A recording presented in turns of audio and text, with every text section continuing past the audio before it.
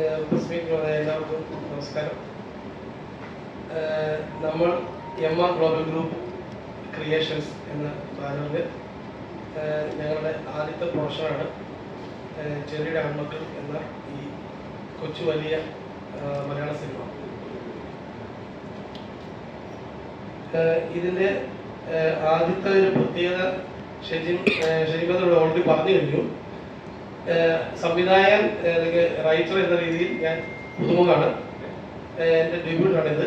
പക്ഷേ ഒരുപാട് ശ്രേഷ്ഠ കലാകാരന്മാർ, ഏറ്റവും എക്സ്പീരിയൻസ്ഡ് ആയിട്ടുള്ള എക്സ്പെർട്ടൈസ്ഡ് ആയിട്ടുള്ള കലാകാരന്മാരെ കോർത്തിണക്കി, അല്ലെങ്കിൽ അവരുടെ ടെക്നിക്കൽ മെമ്പേഴ്സിനെ കോർത്തിണക്കി ചിത്രാഞ്ജലി സ്റ്റുഡിയോയുടെ ബേസിൽ ചെയ്ത സിനിമയാണ് ജെറിയുടെ ആൺമക്കൾ.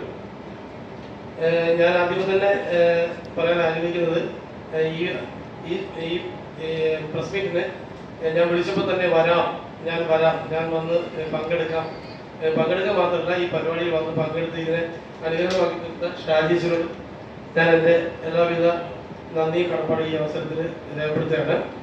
പിന്നെ എൻ്റെ കാസ്റ്റ് മെമ്പേഴ്സ് എല്ലാവരും ഉണ്ട്. ഈ സിനിമയുടെ മറ്റൊരു പ്രത്യേകത, ഇതിൽ 3 സോങ്ങാണ് നമുക്കുള്ളത്.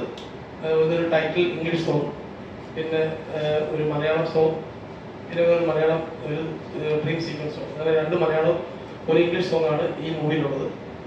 അത് 3ഉം ചെയ്തു തന്നത് റിച്ചൻ കുഴിക്കാട് എന്ന് പറഞ്ഞ മ്യൂസിക് ഡയറക്ടറാണ്. അദ്ദേഹം അത് ചെയ്യുമ്പോൾ അദ്ദേഹത്തിന് 17 വയസ്സ് മാത്രമേ പ്രായമായുള്ളൂ. അതും ഞാൻ സംഗീതവും മേഖലയിലേക്ക് വിട്ടു. നീ ഇതിൻ്റെ പ്രധാനപ്പെട്ട നായക കഥാപാത്രം വേഷം ചെയ്തിരിക്കുന്നത് ഡോക്ടർ സുരേഷാണ്. അദ്ദേഹം ആക്ടിങ്ങിൽ സ്കൂൾ ഓഫ് ഡ്രാമയിൽ ഡോക്ടറേറ്റ് ഉള്ള ആളാണ്. എൻ്റെ നായികയായിട്ട് അഭിനയിച്ചിരിക്കുന്നത് ഐശ്വര്യ നമ്പ്യാറാണ്. ക്ലാര എന്ന് പറഞ്ഞ വേഷം ചെയ്തിരിക്കുന്നത് ഡാൻസർ ഐശ്വര്യ നമ്പ്യാർ. പിന്നെ നമുക്ക് എല്ലാവർക്കും അറിയാം, ഐശ്വര്യനെ പറ്റി പ്രത്യേകം പറയേണ്ട കാര്യമില്ല.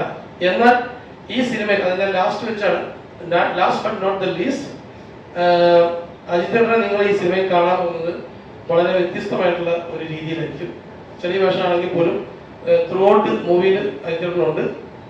അജിത്തേട്ടൻ തരുന്ന ഇമ്പാക്റ്റ്, അജിത്തേട്ടൻ്റെ അനുഭവം, അല്ലെങ്കിൽ ആ സിനിമയിൽ അദ്ദേഹം വെച്ചിരിക്കുന്ന വേഷം, അത് കൊടുത്തിരിക്കുന്ന അതിൻ്റെ ആ ഒരു വെയിറ്റ് നിങ്ങൾ പ്രതീക്ഷിക്കുന്നതിനേക്കാളൊക്കെ അപ്പുറത്താണ്. അത് നിങ്ങൾ സിനിമയിൽ തിയേറ്ററിൽ കണ്ട് തന്നെ എക്സ്പീരിയൻസ് ചെയ്യേണ്ട ഒരു കാര്യമാണെന്നാണ് ഞാൻ അവകാശപ്പെടുന്നത്. ഈ ജെറിയുടെ ആൺമക്കൾ എന്ന് പറഞ്ഞ സിനിമ, അതിൻ്റെ കഥ പശ്ചാത്തലത്തിലേക്ക് വന്നു കഴിഞ്ഞാൽ ഒരു വാക്കിൽ നമുക്ക് വേണമെങ്കിൽ ഈ കഥാപശ്ചാത്തലത്തെ ഒതുക്കാൻ പറ്റും. അതായത് ഇപ്പം നമ്മൾ പറയുന്നത് പ്രവാസിയുടെ കഥയായിട്ടാണ്, പക്ഷെ പ്രവാസിയല്ല, എല്ലാവർക്കും റിലേറ്റ് ചെയ്യാൻ പറ്റുന്ന ഒരു വ്യക്തി, ജെറി എന്ന് പറഞ്ഞ കഥാപാത്രം. അദ്ദേഹം കുറച്ച് നീണ്ട ഒരു ഗ്യാപ്പിന് ശേഷം, ഒരു ഇടവേളയ്ക്ക് ശേഷം തൻ്റെ വീട്ടിലേക്ക് തൻ്റെ ഭാര്യയും മക്കളെയും കാണുവാനായി വരികയും, എന്നാൽ ആ ഇടവേള അദ്ദേഹത്തിന് കൊടുത്ത, ആ ഇടവേളകൾ അദ്ദേഹത്തിന് സമ്മാനിച്ച ഒരു ദൈന്യത അല്ലെങ്കിൽ എന്താണെന്ന് വെച്ചാൽ, അദ്ദേഹം ആ വീട്ടിൽ വരുമ്പോൾ ഒരു സ്ട്രേഞ്ചറായി മാറുന്ന, ഒരു ഗസ്റ്റായി മാറുന്ന ഒരു അവസ്ഥയാണ് ഈ സിനിമ ചർച്ച ചെയ്യുന്നത്. നമ്മളിപ്പോൾ കുറച്ച് നാൾ സ്വന്തം വീട്ടിൽ നിന്ന് നമ്മൾ വീട്ടിൽ നിന്നിട്ട് നമ്മൾ വീട്ടിലേക്ക് വരുമ്പോൾ വീട്ടുകാർ നമ്മളോട് ചോദിക്കുകയാണ്, ഹു ആർ യു ചോദിക്കുന്ന ഒരു അവസ്ഥ. നീ ആരാണ്, നീ എവിടെ നിന്നാണ് വരുന്നത്? അപ്പോൾ ഞാനൊരു ചെറിയ എലമെന്റ് പറഞ്ഞുകൊണ്ട് ഇത് പറയാം. ഞാൻ നേരത്തെ പല ഇന്റർവ്യൂസിലും ഞാൻ പറഞ്ഞിട്ടുള്ളതാണ്. ഈ പ്രവാസി അല്ലെങ്കിൽ കേന്ദ്ര കഥാപാത്രമായിട്ട് അഭിനയിക്കുന്ന ജെറി, അദ്ദേഹം അത് ഈ ഒരു കണ്ടന്റ് പറഞ്ഞെങ്കിലേ ഉള്ളൂ എനിക്കത് പൂർത്തിയാക്കാൻ പറ്റുള്ളൂ. ജെറി എന്ന് പറഞ്ഞ കഥാപാത്രം, അദ്ദേഹം വിദേശത്തായിരിക്കുന്ന സമയത്ത്, അല്ലെങ്കിൽ അദ്ദേഹം വീട്ടിൽ നിന്ന് ദൂരെ ആയിരിക്കുന്ന സമയത്ത്, നമുക്കറിയാം ഇപ്പം നമ്മളെല്ലാവരും ഷെയർ ചെയ്യുന്ന ഒരു പാറ്റേൺ ഓഫ് ലവ് ഷെയറിങ്, അത് നമ്മുടെ ഡിജിറ്റൽ ലവ് ആണ് അല്ലേ. നമ്മൾ വാട്സാപ്പിൽ 100 തവണ I love you, I miss you എന്നൊക്കെ നമ്മൾ കൊടുക്കാറുണ്ട്. പക്ഷെ അതെല്ലാം ഒരു തരം ഡിജിറ്റൽ ലവ് ആണ്. ആ ഡിജിറ്റൽ ലവിനെ നമുക്ക് ഒരിക്കലും യൂട്ടിലൈസ് ചെയ്യാൻ പറ്റില്ല. നമ്മൾ ആ ഡിജിറ്റൽ ലവ് കൊടുക്കുന്നതിനേക്കാളൊക്കെ വളരെ ഉപരിയാണ് നമ്മൾ നേരിട്ട് കണ്ടൊരു ഫിസിക്കൽ ഹഗ് കൊടുക്കുന്നത് അല്ലേ. അപ്പോൾ അത്തരത്തിലൊരു ഡിജിറ്റൽ ലവ് ഷെയർ ചെയ്യുന്നു ഈ ജെറി ഷെയർ ചെയ്യുന്നുണ്ട്. അദ്ദേഹം തന്നെ മക്കളെ ഫോണിലൂടെ വിളിക്കുന്നുണ്ട്, വീഡിയോ കോളിലൂടെ വിളിക്കുന്നുണ്ട്. ആ വീഡിയോ കോളെല്ലാം വിളിച്ചതിന് ശേഷം അദ്ദേഹം സ്വന്തം വീട്ടിലെത്തുമ്പോൾ അദ്ദേഹത്തിനോട് ഇളയ കുട്ടി മൂത്ത കുട്ടിയോട് ചോദിക്കുകയാണ്, നമ്മൾ വീഡിയോ കോളിൽ കാണുന്ന ആ ഫാദർ തന്നെയാണോ ഈ ഫാദർ എന്ന് ചോദിക്കുന്നുണ്ട്. അപ്പോൾ മൂത്ത കുട്ടി ഇളയ കുട്ടിയോട് പറയാണ്, യെസ്, നമ്മൾ വീഡിയോ കോളിൽ കാണുന്ന അതേ ഫാദർ തന്നെയാണ് ഈ നിന്റെ മുമ്പിൽ ഇരിക്കുന്ന ഈ ഫാദർ. അവിടെയും ജെറിയുടെ പതനം തീരുന്നില്ല. അപ്പോൾ ആ ഇളയ കുട്ടി ജെറിക്ക് ഷെയ്ക്കാൻ കൊടുക്കുന്നു. എന്താ ഷെയ്ക്കാൻ കൊടുക്കുന്നത്? ഹലോ പപ്പ. ഈ ഹലോ പപ്പ നമ്മൾ കേട്ടിരിക്കുന്നത് നമ്മളൊരു പുതിയൊരു സ്ഥലത്ത് പോകുമ്പോൾ, വിദേശ രാജ്യങ്ങൾ നമ്മൾ ഒരു വേറെ ഏതെങ്കിലും രാജ്യങ്ങളിൽ പോകുമ്പോൾ, അല്ലെങ്കിൽ നമ്മളൊരു വീട്ടിൽ ചെല്ലുമ്പോൾ നമ്മൾ പരിചയപ്പെടുത്താൻ ഉപയോഗിക്കുന്ന വാക്കാണ് ഹലോ എന്ന വാക്ക്, അല്ലേ? അപ്പൊ സ്വന്തം വീട്ടില് അദ്ദേഹത്തിനെ ഒരു ഗസ്റ്റ് ആയിട്ട് അല്ലെങ്കിൽ ഒരു സ്ട്രേഞ്ചർ ആയിട്ട് ആ ഇളയ കുട്ടി സ്വീകരിക്കുകയാണ്, ഹലോ പപ്പ എന്ന് പറഞ്ഞു. അവിടെ മുതൽ ജെറിയുടെ ട്രാവൽ ആരംഭിക്കുകയാണ്. അദ്ദേഹത്തിന്റെ സ്വത്വം, ഞാൻ ആരാണ്, എന്താണ് ഞാൻ ചെയ്തത്, എന്താണ് എനിക്ക് പറ്റിയത്, ഞാൻ എങ്ങനെയാണ് ഈ സ്നേഹം തിരിച്ചറിയുന്നത് എന്ന് അദ്ദേഹം ഈ 2.5 മണിക്കൂർ ട്രാവൽ ചെയ്ത് അതിന്റെ ഒടുവിൽ അദ്ദേഹം തിരിച്ചറിയാണ്, ഞാനാണ് തെറ്റ് അല്ലെങ്കിൽ നീയാണ് തെറ്റ് എന്ന് തിരിച്ചറിയും. സ്വന്തം സ്നേഹം ഞാൻ എൻ്റെ ലാപ്ടോപ്പിലോ എൻ്റെ ഫയലുകളിലോ എൻ്റെ ജോലി സ്ഥലത്തോ അല്ല ഇൻവെസ്റ്റ് ചെയ്യേണ്ടത്, അതിനൊക്കെ അപ്പുറത്ത് ഞാൻ എൻ്റെ സ്നേഹം ഇൻവെസ്റ്റ് ചെയ്യേണ്ട ഒരു സ്ഥലമുണ്ട് എന്ന് അദ്ദേഹം തിരിച്ചറിയുന്ന ആ ഒരു കഥാബീജത്തെ ഞങ്ങൾ ഈ ജെറിയുടെ ആൺമക്കൾ എന്ന രൂപത്തിൽ നിങ്ങൾ മുമ്പിൽ പ്രസന്റ് ചെയ്യുന്നു. ഇതാണ് ജെറിയുടെ ആൺമക്കളെ മൊത്തത്തിൽ പറഞ്ഞാലുള്ള ഒരു കഥയുടെ പാറ്റേൺ. ഓക്കെ, നമസ്കാരം. വളരെ സന്തോഷം എല്ലാവരും നമ്മൾ കേൾക്കാനോട് വന്നതിന്. ഒരു മോഹിപ്പിക്കുന്ന കഥാപാത്രം, ഒരുപക്ഷെ ഒരുപാട് സീനിയറായ അല്ലെങ്കിൽ ഒരുപാട് സിനിമകൾ ചെയ്തിട്ടുള്ള ഒരു നടൻ ഈ സിനിമ കാണുകയാണെങ്കിൽ അദ്ദേഹത്തിന് ആദ്യം തോന്നുന്നത് ഈ കഥാപാത്രം എനിക്ക് ചെയ്യാൻ കഴിഞ്ഞിരുന്നെങ്കിൽ എന്നായിരിക്കും തോന്നുന്നത്. കാരണം അത്രയ്ക്കും ഇമോഷണൽ ഡൈനാമിക്സ് ഉള്ളൊരു കഥാപാത്രമാണ്. ഇപ്പോൾ ഡയറക്ടർ പറഞ്ഞ പോലെ തന്നെ ഈ ആദ്യമായി ചെറിയ കുട്ടി, ഒരുപക്ഷെ ചെറിയ കുട്ടി ഗർഭിണിയായിരിക്കുമ്പോഴായിരിക്കാം ചിലപ്പോൾ ഇയാൾ വിദേശത്തേക്ക് പോകുന്നത്. തിരിച്ചു വരുമ്പോൾ കുട്ടിയുടെ പ്രായം 4 വയസ്സോ 5 വയസ്സോ ഉണ്ടെന്ന് വെച്ചോളൂ. ആദ്യമായിട്ടായിരിക്കാം ഈ അപ്പനെ കാണുന്നത്. ചിലപ്പോൾ വീഡിയോ കോൾ വഴി കണ്ടിട്ടുണ്ടാവും. പക്ഷേ വീഡിയോ കോളിൽ കാണുന്ന സെറിയലി അല്ല അല്ലെങ്കിൽ അയാഥാർത്ഥ്യമായ ഒരു ക്യാരക്ടറിൽ നിന്ന് റിയലായ അപ്പനെ കാണുമ്പോൾ മോനെ തന്നെ സംശയം തോന്നുന്നത്. ചേട്ടനോട് ചോദിക്കുന്നുണ്ട്, ചേട്ടാ ഇത് തന്നെയാണോ നമ്മൾ വീഡിയോ കോളിൽ കാണുന്ന ആള് എന്ന് ചോദിക്കുന്നിടത്ത് തന്നെ പുള്ളിയുടെ തോട്ട്സ് സ്റ്റാർട്ട് ചെയ്യുകയാണ്. ഞാൻ വന്നത് ഇടയ്ക്കെപ്പോഴും ക്ലാരയോട് ജെറി വളരെ ഇന്റൻസ് ആയിട്ട് ചോദിക്കുന്നുണ്ട്, ക്ലാര നിനക്ക് എന്ത് പറ്റി, ഞാൻ വന്നത് എനിക്ക് ഇഷ്ടപ്പെട്ടില്ലേ എന്ന് ചോദിക്കുന്നൊരു ചോദ്യം. ഒരുപക്ഷെ ഈ സിനിമ കാണുന്ന ഓരോരുത്തർക്കും പല സിറ്റുവേഷൻസ് അവരുമായിട്ട് റിലേറ്റ് ചെയ്യുന്ന സിറ്റുവേഷൻസിലൂടെയാണ് ഈ സിനിമ കടന്നു പോകുന്നത്. ഒരിക്കലും ഇതിന്റെ ഒരു പ്രത്യേകത വെച്ചാൽ ജെറി പോകുന്നത് ഒരു ഡ്രമാറ്റിക്കൽ സിറ്റുവേഷനായ സെന്റിമെന്റ്സിലൂടെ ആണെങ്കിൽ ആ സിനിമയുടെ മൂഡ് അപ്പോഴത്തെ മൂഡ് സെന്റിമെന്റ്സും, ജെറി കടന്നു പോകുന്ന ഒരു ഫൺ മൂഡിലാണെങ്കിൽ അപ്പോ സിനിമയുടെ മൂഡ് ഫണ്ണും, തൊട്ടപ്പുറത്ത് പോകുന്ന ഒരു ഡ്രമാറ്റിക്കൽ സിറ്റുവേഷൻ ആയ ഒരു ഭയങ്കര ഡ്രാമാറ്റിക് സിറ്റുവേഷനിലൂടെ പോവുകയാണെങ്കിൽ അപ്പോൾ ആ ഡ്രാമയിലൂടെ ആയിരിക്കും കടന്നു പോകുന്നത്. അതുകൊണ്ട് തന്നെ ഇത് ഒരു ഇമോഷണൽ ട്രാവലിംഗ് ആണ്. ഒരു 30 ദിവസത്തെ ലീവിന് വന്ന ജെറിയുടെ ഇമോഷണൽ ട്രാവലാണ് ഈ സിനിമ പറയുന്നത്. ഈ സിനിമയിൽ എല്ലാം ഉണ്ട്. കാരണം ഇമോഷൻ ബേസ്ഡ് സെന്റിമെന്റ്സ് ഉണ്ട്, വയലൻസ് ഉണ്ട്, ഫണ്ണുണ്ട്, കോമഡി ഉണ്ട്. ഇപ്പൊ നോബിയുടെ ട്രാക്ക് ഫുൾ കോമഡി ഉണ്ട്. നോബി എന്ന് പറയുന്നത് ജെറിയുടെ ചൈൽഡ്ഹുഡ് ഫ്രണ്ടാണ്. അതുകൊണ്ട് തന്നെ അപ്പൊ ചോദിക്കും, വെറും ഫ്രണ്ടായിട്ട് മാത്രമായി നിൽക്കുന്ന ഒരു ഫ്രണ്ട്ഷിപ്പ് മാത്രമേ ഉള്ളൂ? ഇല്ല, ജെറിക്ക് ഈ സണ്ണി എന്ന് പറഞ്ഞ ക്യാരക്ടർ, നോബിയുടെ ക്യാരക്ടറും പറയാനുള്ളൂ. അപ്പോൾ നിങ്ങൾ ഈ സിനിമ എല്ലാവരും പോയി കാണണം. കാരണം വെച്ചാൽ ജെറിയുടെ ഇമോഷൻസ് നിങ്ങളുമായിട്ട് റിലേറ്റ് ചെയ്യാൻ പറ്റുന്ന ഒരുപാട് മൊമെന്റ്സുകളുണ്ടെന്ന് എനിക്ക് പറയാൻ കഴിയും. കാരണം ഞാൻ ഇതിലൂടെ കടന്നു പോകുമ്പോൾ ഞാൻ അനുഭവിച്ച ഒരു ടെൻഷനുണ്ട്. കാരണം ആക്ടിങ്ങിൽ നമ്മൾ സ്വന്തം ജീവിതത്തിലേക്ക് നോക്കി നമ്മൾ റീക്രിയേഷൻ ഓഫ് ആക്ടിങ് ആണ്. അപ്പൊ നമ്മൾ തോന്നുന്നു നമ്മളെ ഈ ലൈഫ് നമ്മൾ ഒരുപക്ഷെ ഞാൻ വിവാഹം കഴിച്ചിട്ടില്ല, ഒരുപക്ഷെ ഞാൻ വിവാഹം കഴിച്ചു കഴിഞ്ഞാൽ ഇതുപോലത്തെ സിറ്റുവേഷനിലൂടെ ഞാൻ പോകേണ്ട വന്നു കഴിഞ്ഞാൽ എന്റെ ദൈവമേ എനിക്ക് താങ്ങാൻ പറ്റുമെന്ന് ഞാൻ പലപ്പോഴും ആലോചിച്ചിട്ടുണ്ട്. അത്രയ്ക്കും ക്രൈസിസിലൂടെയും എന്നാൽ വളരെ മേക്ക് ബിലീഫ് ചെയ്യുന്ന ഒരുപാട് ഫൺ മൂവ്മെന്റ്സും ഉണ്ട്. അപ്പൊ അതുകൊണ്ട് നിങ്ങൾ എല്ലാവരും തിയേറ്ററിൽ പോയി പടം കാണണം. കണ്ടിട്ട് ഇതിന്റെ ടെക്നിക്കൽ സൈഡുകളെല്ലാം ഭയങ്കര ഹൈലി ടാലന്റുള്ള ആൾക്കാർ തന്നെയാണ് വർക്ക് ചെയ്തിരിക്കുന്നത്. ഒരുപക്ഷെ നമ്മുടെ സിനിമ സെല് ചെയ്യാൻ വേണ്ടി വെച്ചിരിക്കുന്നത് ഒരു മാർക്കറ്റ് വാല്യൂ ഉള്ള ഒരു ആർട്ടിസ്റ്റ് ആയിരിക്കില്ല. പക്ഷെ നമ്മുടെ കണ്ടന്റ് ആണ് നമ്മുടെ സെൽ വാല്യൂ. ദയവായി നിങ്ങൾ കണ്ടന്റ് മനസ്സിലാക്കി പോയി കണ്ടാൽ മാത്രമേ ഇത് സെൽ വാല്യൂ ആണോ, നിങ്ങളുടെ റിലേറ്റ് ചെയ്യുന്ന വാല്യൂ ആണോ നമുക്ക് മനസ്സിലാവുള്ളൂ. അതുകൊണ്ട് ദയവ് ചെയ്ത് നിങ്ങൾ എല്ലാവരും തിയേറ്ററിൽ പോയി കണ്ട് പടത്തിന്റെ അഭിപ്രായം പറഞ്ഞു ഇതിന്റെ ഒരു നല്ല ഓപ്പൺ ഡിസ്കഷൻ വരട്ടെ, ഇതിന്റെ പൊളിറ്റിക്സ് ചർച്ച ചെയ്യൂ പ്ലീസ്. അതാണ് എനിക്ക് പറയാനുള്ള റിക്വസ്റ്റ്.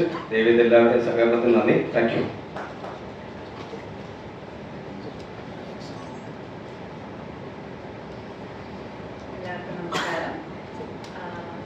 ജെറിയുടെ ആദ്യത്തെ മൂവിയിലെ ക്ലാര എന്ന ക്യാരക്ടറാണ് ഞാൻ ചെയ്യുന്നത്, ജെറിയുടെ വൈഫായിട്ട്.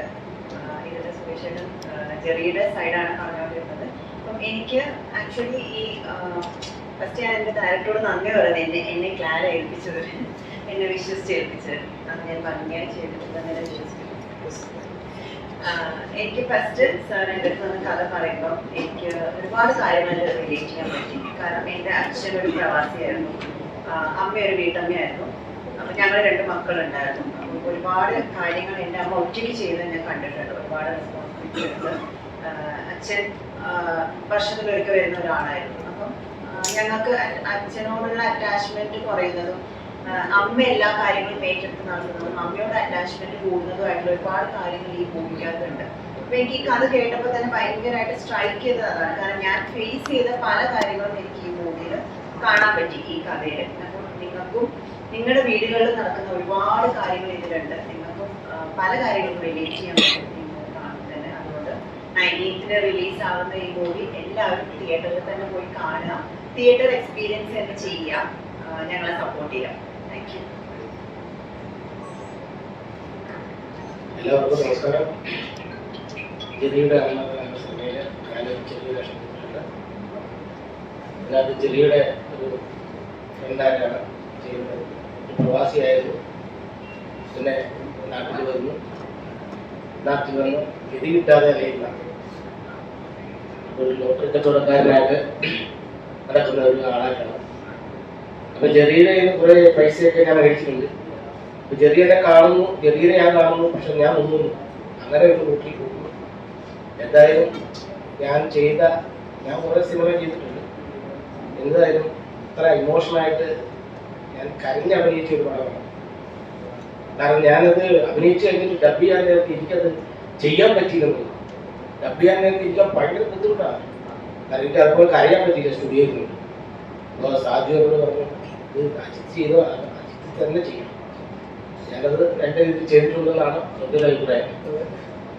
എന്തായാലും പടം 19 റിലീസാവുകയാണ്. എല്ലാവരും വീട്ടിൽ തന്നെ പോയി കാണണം, അഭിപ്രായങ്ങൾ പറയണം, നല്ല അഭിപ്രായങ്ങൾ പറയണം. Okay, thank you.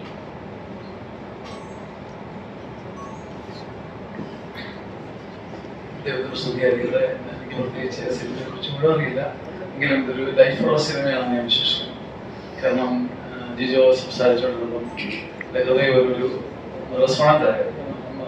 കഥ കേട്ടപ്പോൾ ഞാൻ പെട്ടെന്ന് ഹീറോയെ നോക്കിയിട്ട് നീങ്ങ വെച്ച ഒരു നാച്ചുറൽ എക്സ്പ്രഷൻ. അത് ഐ തിങ്ക് ഈ സിനിമയ്ക്ക് ഒരു ലൈഫ് ഉണ്ടെന്ന് ഞാൻ കരുതുന്നു. എന്നെ സംബന്ധിച്ച് സന്തോഷമാണ്. പ്രത്യേകം ആദ്യമായിട്ടൊരു സിനിമയ്ക്ക് വിശുദ്ധമ്മയുടെ പാട്ട് എഴുതാൻ പറ്റിയത്. ഒറ്റ വാക്ക് എനിക്ക് പറയാം. ജിജു ഒരു കൊച്ചു കാര്യം പറഞ്ഞു, ഇതൊരു ചെറിയ വലിയ സിനിമയാണ്. ബൈബിൾ പറയുന്നുണ്ട്, എൻ്റെ ആരംഭം എളിയതാണെങ്കിൽ തന്നെ ഇതിൻ്റെ അന്ത്യം മഹത്തരമായിരിക്കും. അപ്പം അങ്ങനെ ലൈഫുള്ള ഒരു സിനിമയായിരിക്കട്ടെ, അത് മഹത്തരമായിട്ട് ചർച്ച ചെയ്യപ്പെട്ടെ, മീഡിയയുടെ സപ്പോർട്ട് ഉണ്ടാകട്ടെ, നല്ലൊരു വിലയിരുത്തൽ, സത്യമുള്ള വിലയിരുത്തൽ ഉണ്ടാകട്ടെ. തീർച്ചയായും അദ്ദേഹം അഭിനന്ദിക്കുന്നു, പാടുന്ന ജിജുവിനെ അഭിനന്ദിക്കുന്നു, എല്ലാവരെയും ഞാനും അഭിനന്ദിക്കുന്നു. Thank U.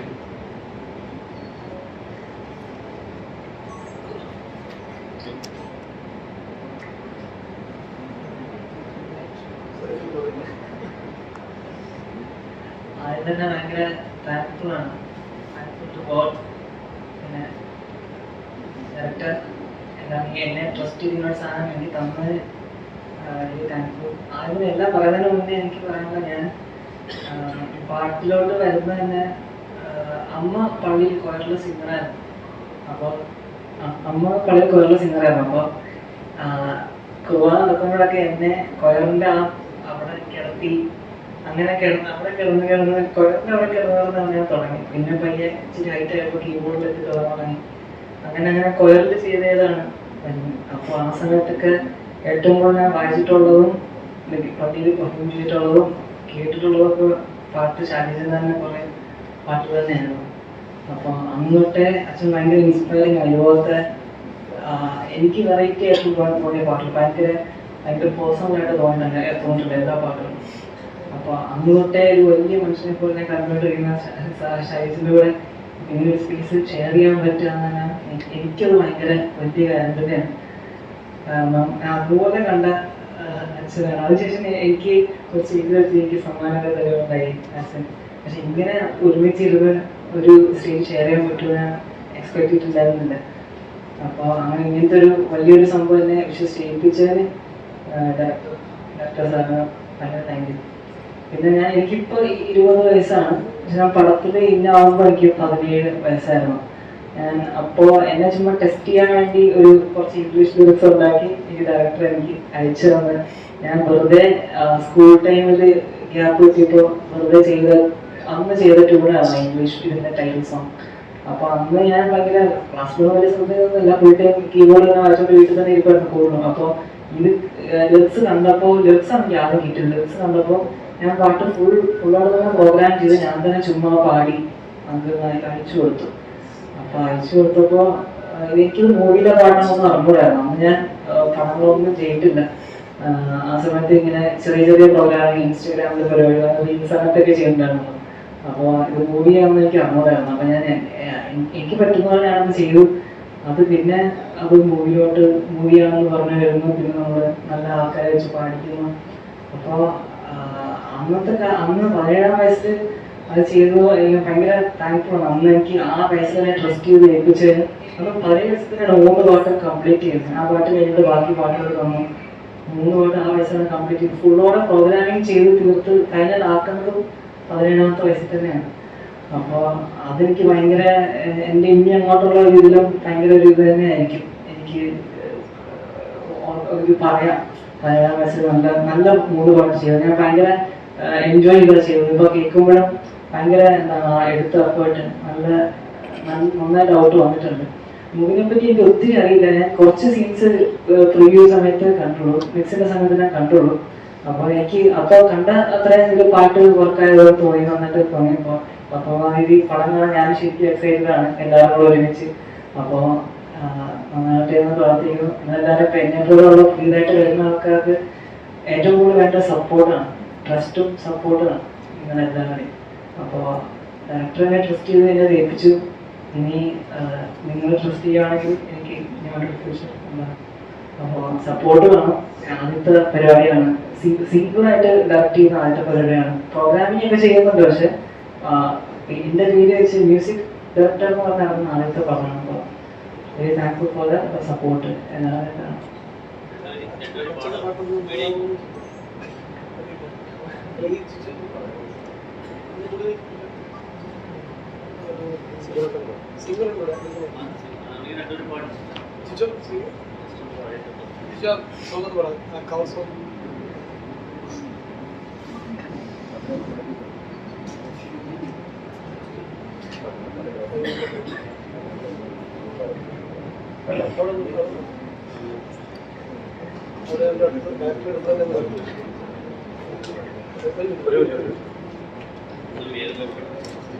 ഇദ്ദേഹം ബഹ്റൈനില് സ്കൂളില് മ്യൂസിക് ടീച്ചറായിട്ട് വർക്ക് ചെയ്യുന്ന സമയത്ത് ഞാൻ റിച്ച് വഴി പരിചയപ്പെടുന്നത്. അപ്പോൾ ഒരു മലയാളി എങ്ങനെയാണ് ഒരു ഇംഗ്ലീഷ് പാട്ട് പാടിയ എനിക്ക് ആദ്യം ഒരു ഭയങ്കര സംശയം ഉണ്ടായിരുന്നു. ഞാൻ വെറുതെ എഴുതിയ ഒരു പ്രവർത്തന വരികളാണ് ഞാൻ റിച്ചിന് അയച്ചു കൊടുത്തത്. റിച്ചിന് പാടിയപ്പോൾ വലിയ കുഴപ്പമില്ലാതെ തോന്നി. പക്ഷെ അത് ഞാൻ പാടിയാൽ വേറെ പാടിയാലും എനിക്കും ഈ സുവാസമൊക്കെ പറയാൻ പറ്റി എനിക്കൊരു ഡൗട്ട് ഉണ്ടായിരുന്നു. അപ്പോഴാണ് എനിക്ക് ഒരു നല്ലൊരു സിംഗറെ കിട്ടിയത്. അദ്ദേഹമാണ് ഈ പാട്ട് ഈ മൂവിക്ക് വേണ്ടി പാടിയിരിക്കുന്നത്, ജിജോ ജോൺ. അദ്ദേഹത്തിന്റെ ഏതായാലും വരികൾ അത്യാവശ്യം ഒപ്പിച്ച് പാടും എന്നാണ് ഞാൻ വിചാരിക്കുന്നത്. മ്യൂസിക്കൽ കീബോർഡ് ഒന്നും ഇല്ലാത്തതുകൊണ്ട്. എൻ്റെ പേര് ജിജോ ജോൺ. ഞാൻ വെസ്റ്റേൺ സോങ്സാണ് കൂടുതലും പാടുന്നത്. പക്ഷേ മൂവിയിൽ എൻ്റെ ഫസ്റ്റ് ഒരു പ്ലേ ബാക്ക് എനിക്ക് ഒരു ഓപ്പർച്യൂണിറ്റി തന്നതിന് ഒത്തിരി താങ്ക്സ്. എന്തായാലും ആ പറഞ്ഞ ഇംഗ്ലീഷ് സോങ് ജസ്റ്റ് ഒന്ന് പാടാം. Oh God, oh Lord, I've fallen down like a leaf, my wishes rotten light. No matter what that gave me, trials, I ate the forbidden fruit once that broke your heart, I know. Yet don't throw me in darkness, Lord, I follow your way. It is the only way that gives me peace. Bring me now and again. Let me follow your way, that's thank you.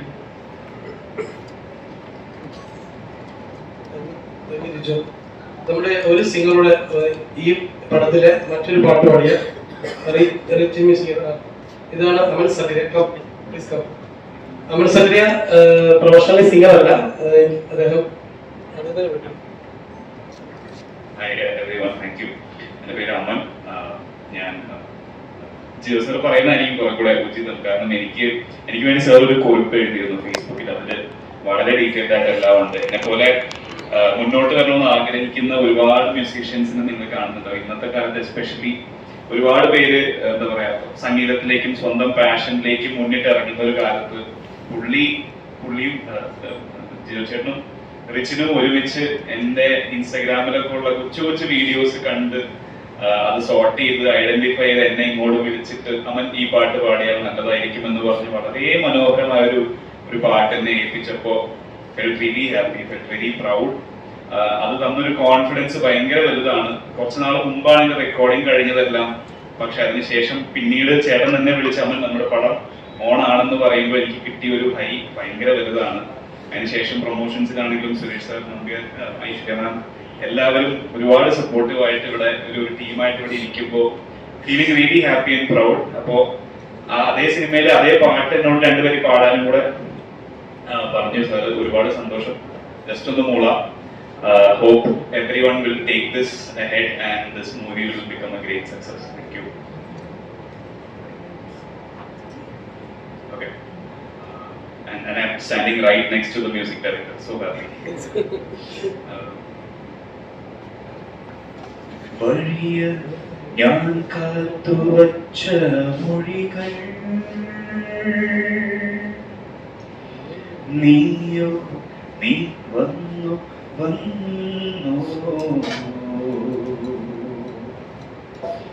കണ്ണുകൾ കാതുകൾ നിറയാതൊഴുകിയോ നാമോ ഈ വീഥിയ അകലുന്നുവോ ഒരുമിച്ചിരുന്നാൽ പോലും അന്യരായി മാറുന്നുവോ ഈ പോയ ദിനമോ സ്വപ്നമോ നീയൻ അരികിലെത്തുന്ന നാടുകൾ ഇനിയും ദൂരെ ദൂരെ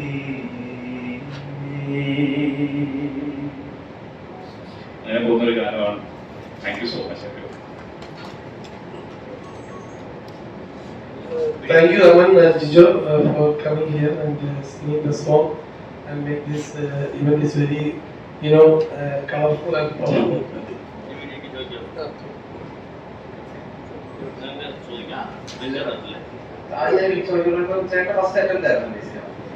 ആദ്യ സിനിമയാണല്ലോ, Debut ഫസ്റ്റ് സിനിമയായിട്ട് കൂടി ഇതൊരു ഈ ഗ്രൂപ്പ് ജോണർ പിടിക്കാനുള്ള എന്തായിരുന്നു ആ ഇൻഫ്ലുവൻസ്? ഞാൻ മുമ്പ് പറഞ്ഞിരുന്നു, പലതരത്തിൽ ഞാൻ പല കഥകളെ പറ്റി ആലോചിച്ചിട്ടുണ്ടായിരുന്നു. ആദ്യം ഞാൻ എൻ്റെ ഓൺ സ്ക്രിപ്റ്റ് എന്ന് പറഞ്ഞ് ഞാൻ എഴുതുന്നത് പ്യൂപ്പ എന്ന് പറഞ്ഞിട്ടൊരു മൂവി ഞാൻ തന്നെ പ്രൊഡക്ഷൻ ചെയ്യാന്ന് പറഞ്ഞിട്ടൊരു കഥയാണ് ഞാൻ ആദ്യം എഴുതിയത്. അത് ആ പേര് പോലെ തന്നെ പ്യൂപ്പയായിപ്പോയി. അതെനിക്ക് ചെയ്യാൻ പറ്റുന്നുണ്ടായിരുന്നില്ല. പിന്നെ അതിനുശേഷം ഞാൻ ഒരു നന്റെ ഒരു കന്യാസ്ത്രീയുടെ ജീവിതമായിട്ട് ബന്ധപ്പെട്ടിട്ടൊരു സ്റ്റോറി ആലോചിച്ചിരുന്നു. അത് ജപമാല എന്ന് പറഞ്ഞിട്ടൊരു പേരിട്ട് അതിന്റെ സ്ക്രിപ്റ്റ് ഫുൾ ചെയ്തതാണ്. അതും എനിക്ക് മെറ്റീരിയലൈസ് ചെയ്യാൻ പറ്റിയില്ല. അങ്ങനെ ഈ കൊറോണ ടൈമിൽ ഇരിക്കുമ്പോഴാണ് ഞാൻ പ്രവാസിയായിരുന്നു കൊറോണയ്ക്ക് മുമ്പ്. അപ്പം കൊറോണ ടൈമിലാണ് ഞാൻ നാട്ടിൽ നിന്ന് വിദേശത്ത് നാട്ടിൽ വരുന്നത്. അപ്പൊ എനിക്ക് ചെറിയൊരു ഇൻസിഡന്റ് എന്റെ വീട്ടില് എനിക്ക് ഉണ്ടായി. ചെറിയൊരു എലമെന്റ്. അപ്പൊ ഞാൻ അത് സ്പാർക്കായിട്ട് എടുത്തു. പിന്നെ എനിക്ക് വർഷങ്ങളായിട്ട് ഞാൻ വിദേശത്ത് വർക്ക് ചെയ്യുന്നതാണ്. എനിക്ക് നിരവധി ഫ്രണ്ട്സിനെ പരിചയമുണ്ട്, വായിച്ചുള്ള അറിവുണ്ട്, യൂട്യൂബ് കേട്ടുള്ള അറിവുണ്ട്, ഒരുപാട് പേരുടെ പ്രശ്നങ്ങൾ സോൾവ് ചെയ്യാൻ വേണ്ടിയിട്ട് ഞാൻ പോയിട്ടുണ്ട്. അപ്പൊ അതെല്ലാം കൂടി എന്റെ ഉള്ളിൽ ഇങ്ങനെ ഉണ്ടായിരുന്നു. അപ്പൊ അത് എല്ലാം ക്ലബ് ചെയ്യാം. അങ്ങനെയാണ് ഈ അജിത്ത് അവതരിപ്പിക്കുന്ന ഈ ഫ്രെഡി എന്ന് പറഞ്ഞ കഥാപാത്രത്തെ ഞാൻ കണ്ടിട്ടില്ല. പക്ഷെ എനിക്ക് അതിന്റെ ഒരു ബേസ് എനിക്കറിയാം. അങ്ങനെ ഒരു സംഭവത്തിന് അതുമായിട്ട് ബന്ധപ്പെട്ടുള്ള വേറെ ഇൻസിഡന്റ് എനിക്കറിയാം. ജെറി അഭിനയിക്കുന്ന യാതനകള് പല പ്രവാസികൾ അനുഭവിച്ച് ഞാൻ കേട്ടിട്ടുള്ള അനുഭവങ്ങളാണ്. പക്ഷെ ഞാനതിന് കുറച്ചും കൂടെ സിംബോളിക് ആയിട്ട് കുറച്ചും കൂടെ ഒന്ന് എന്താ പറയുക അതിനൊരു വിഷ്വൽ കൺസെപ്റ്റ് ഉണ്ടാക്കിയിട്ട് അത് നമ്മുടെ DOP ചർച്ച ചെയ്യും. അങ്ങനെ അത് സിനിമയുടെ ഫോമിലേക്ക് മാറുകയാണ് ചെയ്തത്. ഫുൾ സ്ക്രിപ്റ്റ് ആയിട്ടുണ്ടായിരുന്നു. ഞാൻ ഇവരുടെ രണ്ടുപേരെയും കണ്ട് സംസാരിക്കാൻ പോകുമ്പോൾ പിന്നീട് അതിന് കുറച്ച് ഇംപ്രൈസസും ചേഞ്ചസ് ഒക്കെ വരികയും അങ്ങനെ ക്ലാരയുടെ ഇൻപുട്സ് ഉണ്ടായി, ജെറിയുടെ ഇൻപുട്സ് ഉണ്ടായി, DOPയുടെ ഇൻപുട്സ് ഉണ്ടായി, അങ്ങനെ പലതരത്തിലുള്ള ഇൻപുട്സ് ഉണ്ടായിട്ട് അത് ഒരു ഇപ്പൊ കാണുന്ന ജെറിയുടെ ആണ്ടൊക്കെ രൂപത്തിലേക്ക് റെഫറൻസസ് അവരുടെ നല്ല എടുത്ത് ഈ പറയുന്ന ഇപ്പൊ നിങ്ങൾ 19-ാം തീയതി കാണാൻ പോകുന്ന കഥയിലേക്ക് രൂപപ്പെടുകയാണ്. ഈ ജനറൽ സെലക്ട് ചെയ്യാൻ കാരണം എന്താ വെച്ചാല് ഇത് ആരും ചർച്ച ചെയ്യാത്ത എന്ന നമ്മുടെ ഇടയിലെല്ലാം ഉള്ള ഒരു സബ്ജക്റ്റ്. അപ്പൊ അതിന് കുറച്ച് ഒരു മെസ്സേജ് ഉണ്ട് അത് കൊടുക്കാൻ. അതൊരു സെൽഫ് അനാലിസിസിന് ഓരോരുത്തർക്കും അത് ഉപയോഗിക്കാൻ പറ്റുന്നതിനുള്ള ഒരു ആശയത്തിൽ നിന്നാണ് ഇപ്പൊ കാണുന്ന സിനിമ ഡെവലപ്പ് ചെയ്തത്. അത് ഈ ഒരു ചോദ്യം പിടിക്കണമെന്നൊരു ആശയം ഉണ്ടായിരുന്നില്ല. വളരെ സ്പോണ്ടാനിയസ് ആയിട്ടാണ് ഇപ്പം ഒരു ദിവസം സുരേഷ് എന്നെ കാണുകയും നീയാണ് എന്റെ സിനിമയിലെ ജെറി എന്ന് പറയുന്നത് കേട്ടത്. ആ ഒരു ഡിസിഷനിലേക്ക് എങ്ങനെ പെട്ടെന്ന് എത്തി? ഞാന് കുറെ നാള് ഞങ്ങൾ തമ്മിൽ ഈ ജെറി എന്ന കഥാപാത്രത്തെ സംസാരിച്ചിട്ടുണ്ട്. അപ്പോഴൊന്നും ജെറി ഡോക്ടർ സുരേഷ് ആണെങ്കിൽ ജെറി ചെയ്യാമെന്നും ഞാൻ പറഞ്ഞിട്ടുണ്ടായിരുന്നില്ല. പക്ഷെ ഞങ്ങൾ ഒരു മാസക്കാലം അതിനേറെ കാലത്തോളം ഞങ്ങൾ ഇങ്ങനെ സംസാരിക്കുകയും പലപ്പോഴും എനിക്ക് ഇങ്ങനെ ഒരു ആശയം തോന്നുന്നുണ്ട് സമ്മതിക്കുകയും അദ്ദേഹം അതല്ല അത് ഇങ്ങനെയായിരിക്കും കുറച്ചുകൂടെ നല്ലത്, വേറൊരു ആംഗിളിൽ ഒന്ന് ചിന്തിച്ചുകൂടെ അങ്ങനെ ഞങ്ങൾ സംസാരിക്കാറുണ്ട്. അങ്ങനെ കുറെ ഏകദേശം ഒരു മാസക്കാലം ഇങ്ങനെ അത് ഒരു മൈൻഡ് ബ്ലോയിങ് ഇടയാക്കി ഞങ്ങൾ തമ്മിൽ സംസാരിച്ചപ്പോൾ എനിക്ക് തോന്നി ഇദ്ദേഹം ഞാൻ കണ്ട ചെറിയ ഇദ്ദേഹം ഓൾറെഡി ആവാഹിച്ചു കഴിഞ്ഞു എന്ന് എനിക്ക് തോന്നി. അപ്പൊ ഞാനൊരു ദിവസം ചോദിക്കുകയാണ് പിന്നെ ചെറിയ ആയിക്കൂടെ എന്ന് സ്ട്രെയിറ്റ് ആയിട്ട് ചോദിക്കുകയായിരുന്നു. അത് ഇദ്ദേഹം അക്സെപ്റ്റ് ചെയ്യാണ് ചെയ്തത്. പിന്നെ മറ്റൊരു കാര്യം ഇതിനകത്തുള്ളതെന്ന് വെച്ചാല് ഈ കഥ നിങ്ങൾ സിനിമ തിയേറ്ററിൽ കാണുമ്പോൾ ഇതൊരു 4 ഭാഗമായിട്ട് വേണേൽ നമുക്ക് സിനിമയിൽ തിരിക്കാം. ഇന്റർവെല്ലിന് മുമ്പുള്ള 2 ഭാഗം, ഇന്റർവെല്ലിന് ശേഷമുള്ള 2 ഭാഗം. അപ്പൊ ഇത് നമ്മൾ ഇപ്പൊ നിലവിൽ കണ്ടുകൊണ്ടിരിക്കുന്ന സ്റ്റാർസ്, സൂപ്പർ സ്റ്റാർസ്, നിലവിൽ ഇൻഡസ്ട്രിയിലുള്ള ഏതെങ്കിലും ഒരു സ്റ്റാറാണ് ഇത് അഭിനയിച്ചതെങ്കിൽ ഈ 4 മേഖലയിൽ വെച്ച് നിങ്ങൾ പ്രീഡിറ്റർമെന്റ് ആയിപ്പോകും ഇത് എവിടേക്കാണ് കഥ പോകാം. അപ്പൊ ഇതൊരു ക്രൈം ത്രില്ലറിലേക്ക് പോകും, ഇതൊരു സെന്റി സിനിമയിലേക്ക് പോകും, ഇതൊരു ഹാപ്പി മൂഡിലേക്ക് പോകും, അതെല്ലാം ഇത് മൊത്തം കൊളാകുമോ എന്ന് ചിന്തിക്കുന്ന പലതരത്തിലുള്ള വശങ്ങളിലേക്ക് പോകാവുന്ന ഒരു സാഹചര്യം ഉണ്ടാവും നിലവിലുള്ള ആരെങ്കിലും അഭിനയിക്കുകയാണെങ്കിൽ. അതിനെ ബ്രേക്ക് ചെയ്യാം എന്നുള്ള ഒരു കൺസെപ്റ്റ് കൂടെ ഉണ്ടായത്. അങ്ങനെയാണ് ഡോക്ടർ സുരേഷിനെ ചൂസ് ചെയ്തത്.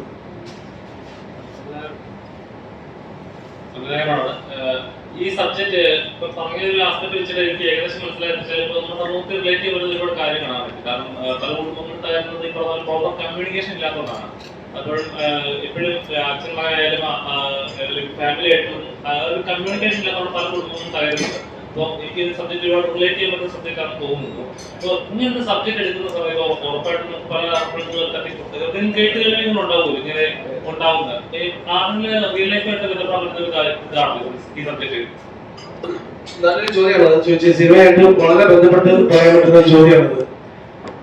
ഇത് തികച്ചും പറഞ്ഞാല് ഇതൊരു പ്രവാസിയുടെ കഥയായിട്ട് എടുത്തുകൂടാ, ഇതൊരു വിദേശിയുടെ കഥയായിട്ട് എടുത്തുകൂടാ. ഇത് ദൂരസ്ഥലത്ത് ജോലി ചെയ്യുന്ന ഒരു വ്യക്തിക്ക് തന്റെ ജീവിതവുമായി റിലേറ്റ് ചെയ്യാൻ പറ്റുന്ന ഒരു കഥ തന്നെയാണ് ഇത്.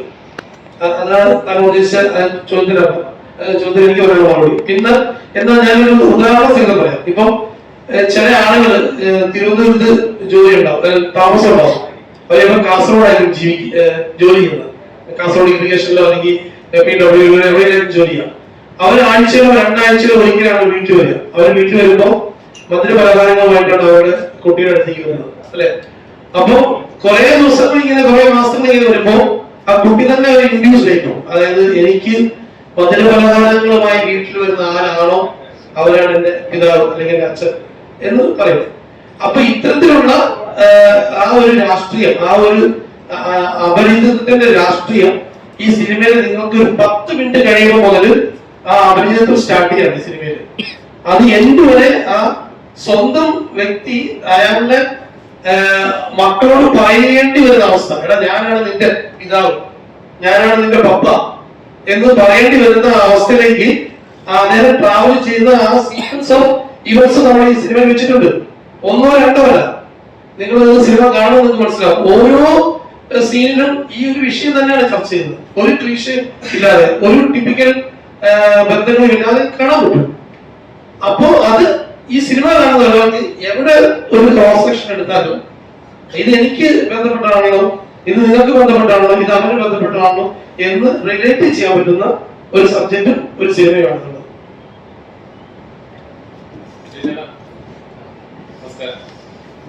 നമസ്കാരം.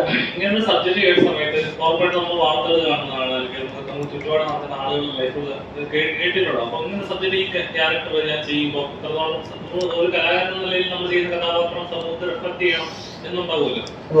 ഈ കഥാപാത്രം ചെയ്യുന്ന സമയത്ത് ചെന്നെന്തായിരുന്നു മനസ്സിലാക്കുന്നത്? എന്നോട് ലിജോ പറയുന്നത് വെച്ചാൽ എന്നോട് കറക്റ്റായിട്ട് കാര്യം പറഞ്ഞ ചേട്ടാ അച്ഛനക്ക് ഇതില്ല, ഒരു ദിവസത്തെ ഷൂട്ട് കൊടുക്കും, ചെയ്യേണ്ട സംഭവം ഇതാണ്. ഒരു ലോട്ടറി കച്ചവടക്കാരനാണ്, അദ്ദേഹത്തിന്റെ പഴയ കാലം പറയുന്നുണ്ട്, അത് പറയുന്നുണ്ട്, കാണിക്കുന്നില്ല, അത് പറയുന്നുണ്ട്. അപ്പോൾ ജെറിക്ക് പൈസ കൊടുക്കാനുണ്ട്, ഞാൻ ജെറിക്ക് പൈസ കൊടുക്കാനുണ്ട്. അപ്പൊ ഞാൻ ഈ നാട്ടിൽ വന്ന് എന്റെ കുടുംബം താറുമാറായി, ഭാഗ്യം വിറ്റടക്കുക, ഭാഗ്യം പോയവൻ ഭാഗ്യം വിറ്റടക്കുന്ന ഒരു പ്രതീതിയാണ്. അപ്പൊ എന്നോട് കഥ പറഞ്ഞു, ചേട്ടൻ ചെയ്യും എന്നുള്ള ഉറപ്പുള്ളതുകൊണ്ടാണ് തന്നെ. പക്ഷെ ഞാനത് നല്ല രീതിയിൽ തന്നെ ചെയ്തു എന്നാണ് എൻ്റെ ഒരു അഭിപ്രായം. ഇല്ലേ? അതെ, ഞാൻ വളരെ എത്ര ഇമോഷണലായിട്ടാണ് ഞാൻ ചെയ്തത്. അപ്പൊ ഞാൻ ഇപ്പോൾ ഒരു 10-20 സിനിമ ചെയ്തിട്ടുണ്ട്. ഞാൻ അങ്ങനത്തെ വലിയ കഥാപാത്രങ്ങൾ ചെയ്തിട്ടില്ലെങ്കിലും കള്ളനായിട്ടൊക്കെ ചെയ്തിട്ടുണ്ട്. ഇപ്പൊ ഇതിനകത്ത് ചെയ്തിട്ട് നല്ല ഇമോഷണലായിട്ട് നന്നായിട്ട് ചെയ്തിട്ടുണ്ടെന്നാണ് എൻ്റെ ഒരു അഭിപ്രായം. അതുപോലെ വീടുകളോട് പറഞ്ഞ് എഡിറ്റ് ചെയ്തതും ഒക്കെ അഭിപ്രായങ്ങളുണ്ട്. എന്തായാലും എൻ്റെ നിങ്ങൾ ചോദിച്ചൊരു വാക്കുണ്ടല്ലോ, എന്നാ ഒന്നുകൂടെ പറഞ്ഞു. കലാകാരത്തിൽ നമ്മൾ ചെയ്യുന്ന കഥാപാത്രം സമൂഹത്തെ റിഫ്ലക്ട് ചെയ്യണം, അല്ലെങ്കിൽ ചെയ്യുന്ന ഒരു അർത്ഥം ഉണ്ടാകണം എന്നുള്ള സാധനമുണ്ടല്ലോ. ആ ഒരു ഫീലിംഗ് കഥാപാത്രം ചെയ്യുമ്പോൾ കിട്ടിയായിരുന്നു. ഈ കഥ കേട്ട സമയത്ത്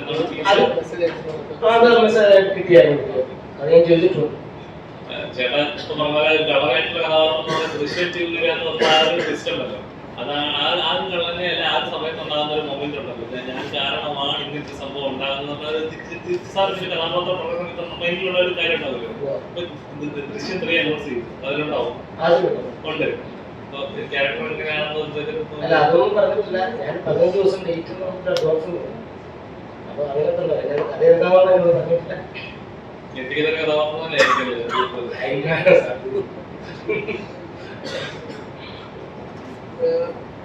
അയച്ചോ പറഞ്ഞതിനോട് ഒരു കാര്യം കൂട്ടിച്ചേർക്കാറുണ്ട്. അതായത് ഞാൻ അദ്ദേഹത്തിന്റെ ഹോട്ടലിൽ കാണാൻ ചെല്ലുമ്പോൾ അദ്ദേഹത്തിന്റെ കഥ പറയും, അതിന്റെ ഒരു സ്ക്രീൻഷോട്ട് വാട്സാപ്പിൽ അയച്ചു കൊടുക്കുകയും ചെയ്തു. അപ്പൊ എന്റെ അടുത്ത് നോക്കി, ഇത് ഞാൻ ചെയ്തുകൊണ്ടിരിക്കുന്ന പാർട്ടിയിൽ നിന്ന് യാതൊരു ബന്ധമില്ലാത്ത ഒരു സാധനം ഞാൻ ചെയ്യണോ എന്നാണ് ഞാൻ ചോദിച്ചത്. അപ്പൊ ഞാൻ അദ്ദേഹത്തിനോട് ഒരു വാക്ക് പറഞ്ഞ് എന്നോട് ഇത് ചെയ്യാൻ പറ്റുന്നില്ലെങ്കിൽ ഈ സീൻ കട്ട് ചെയ്യണം, ഈ ഫ്രെഡി നോക്കി ക്യാരക്ടർ തന്നെ കട്ട് ചെയ്യണം, കാരണം എനിക്കത് ചെയ്തു തന്നേ പറ്റുള്ളൂ എന്ന് ഞാൻ പറഞ്ഞു. 1.5 വർഷം കഴിഞ്ഞിട്ടാണ് നമ്മൾ ഷൂട്ട് ചെയ്തത്. അപ്പൊ ഞാൻ വിളിച്ചു വെച്ചു, നമ്മൾ ഇത് ഈ സിനിമ പോവാണ്, ഈ സീൻ വരുന്നുണ്ട്, ചെയ്തു തരല്ലേ എന്ന് പ്രത്യേകം ചോദിച്ചു. വേറെ ഒരാളെ പോലും ആ ഒരു വേഷത്തിനോട് വിളിച്ചിട്ടില്ല. അദ്ദേഹത്തിനോട് മാത്രം, അദ്ദേഹത്തെ കണ്ടെഴുതിയതും അദ്ദേഹത്തെ കൊണ്ട് മാത്രം ജയിച്ചായിട്ടുള്ള വേഷമാണ്.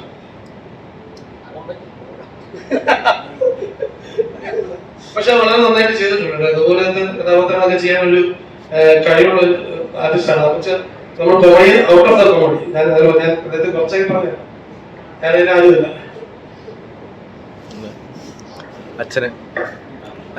നമസ്കാരം.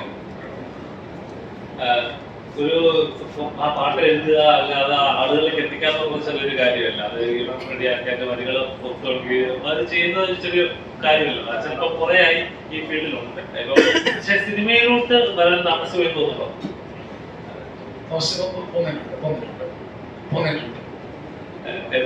ശ്രമിക്കാത്തതാണോ അതോ അങ്ങോട്ട് എന്റെ ശ്രമം കൊണ്ട് വരില്ലെന്ന് ആഗ്രഹമുണ്ടായിരുന്നു. എന്റെ ശ്രമം കൊണ്ട് വരില്ലെന്ന് എല്ലാ അവാർഡിന്റെ കാര്യത്തിലും എല്ലാം റിപ്പോർട്ട് ചെയ്യാം. ജിജു എന്നെ തേടി വന്നു. പിന്നെ ഞങ്ങളൊരു സിനിമ പ്ലാൻ ചെയ്യാം. അപ്പൊ അതിനൊരു വ്യക്തമായിട്ട് ഒരു അടയാളം വെച്ചിരുന്നു. ഒരു സിനിമയ്ക്ക് ഒരു പാട്ട്, അത് ക്രിസ്ത്യൻ പാട്ട് എഴുതാൻ പറ്റത്തുള്ളൂ, അല്ലെങ്കിൽ അമ്മ അല്ലെ രാജ്യം. അപ്പൊ ജിജ ഒന്നും അറിയത്തേക്ക് തന്നെ പാട്ട്, നല്ല മെലഡി.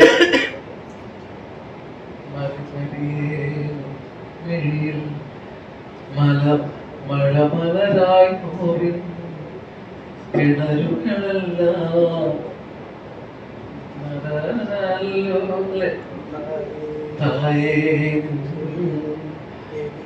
എരിവയിലും തളരായി വ്യാകുലമെല്ലാം ഉണരുകയല്ലോ ആത്മാവിൽ തിരികെട്ടുപോകും. നല്ല മെലഡി നിത്യാമ നന്നായിട്ട് പാടി. പരിശുദ്ധം എന്റെ കൂടെ ഉള്ളതുകൊണ്ട് ഞാൻ വ്യത്യസ്തമായിട്ട് എഴുതാൻ, സിനിമയുടെ ഒരു പാറ്റേണിൽ എഴുതാൻ ശ്രമിച്ചു. അറിയില്ല, ആദ്യത്തെയാണ്. ഞാൻ ഒരു കാര്യം കൂട്ടിച്ചേർക്കാണ്. ഞാൻ തന്നെ സംസാരിക്കുന്നത്, ഞാൻ ചങ്ങനാശ്ശേരിയിലുള്ള അച്ഛന്റെ ഓഫീസിൽ ഞാനൊരു ദിവസം അച്ഛനെ കാണാൻ വേണ്ടി ചെന്നു. അപ്പോ മുഷിഞ്ഞ് മാറിയിട്ടില്ലാത്തൊരു ജീൻസ്, ഒരു ചെക്ക് ഷർട്ട്, ഒരു ബാഗ് പുറത്ത് കിടക്കുന്നു, ഒരു തൊപ്പി വെച്ചിട്ടുണ്ട്. ഞാൻ അച്ഛനെ കാണാൻ ചെല്ലുകയാണ്. എന്നെ കണ്ടാൽ വികൃതമായ ഒരുപാട് തോന്നും. ഞാൻ വിളിച്ചത് അച്ഛനോട്, അച്ഛൻ ഞാനാണ് സിനിമ ചെയ്യാൻ പോകുന്ന ഡയറക്ടർ, ഞാൻ എനിക്കൊരു പാട്ട് അച്ഛനെ പറഞ്ഞല്ലോ, അതാ പറഞ്ഞു. അപ്പൊ അച്ഛൻ കുറെ നേരം ഞാൻ നോക്കി. ഞാൻ ഓർത്ത്, എടാ ഇതിപ്പം അച്ഛൻ എന്നെ ഇവിടുന്ന് പുറത്താക്കാൻ വേണ്ടിയാണോ നോക്കുന്നത് എന്ന് പറഞ്ഞിട്ട് ഞാൻ ഇങ്ങനെ അല്പം ഒന്ന് വിഷമിച്ച്, എന്താണ് അച്ഛൻ ചിന്തിക്കുന്നത്? അച്ഛൻ വീണ്ടും എന്നെ നോക്കി. അപ്പൊ ഞാൻ അച്ഛൻ പുറോട്ട് വെച്ചു, എന്താണെന്ന് എനിക്ക് മനസ്സിലായില്ല ചെയ്യുന്നത്. അച്ഛൻ അപ്പൊ ഞാൻ അച്ഛൻ്റെ വീണ്ടും ധൈര്യത്തോട് ചോദിച്ചു, അച്ഛൻ എന്താണ് അച്ഛൻ ഇങ്ങനെ നോക്കുന്നത്? അപ്പൊ അച്ഛൻ പറഞ്ഞു, അതെന്നെ ഭയങ്കര സ്പർശിച്ച ഒരു ഡയലോഗാണ്. അച്ഛൻ പറഞ്ഞു, എനിക്ക് പരിശുദ്ധ മാതാവിൽ നിന്ന് ഒരു ദർശനം കിട്ടിയിട്ടുണ്ടായിരുന്നു. ഒരു സിനിമ ചെയ്യാൻ വേണ്ടിയിട്ട് നിന്നെ അന്വേഷിച്ച് ഒരാൾ വരും, ആ ആള് നീ തന്നെയാണോ എന്ന് ഞാൻ നോക്കുകയായിരുന്നു എന്നാണ് അച്ഛൻ പറഞ്ഞത്. അത് ഞാൻ ഭയങ്കര ഷോക്കായി പോയത്. അപ്പൊ ഞാൻ അച്ഛനോട് വെച്ചാൽ അത് ഞാൻ തന്നെയാണ്, നമ്മൾ തന്നെയാണ് പടം ചെയ്യാൻ പോകുന്നത്.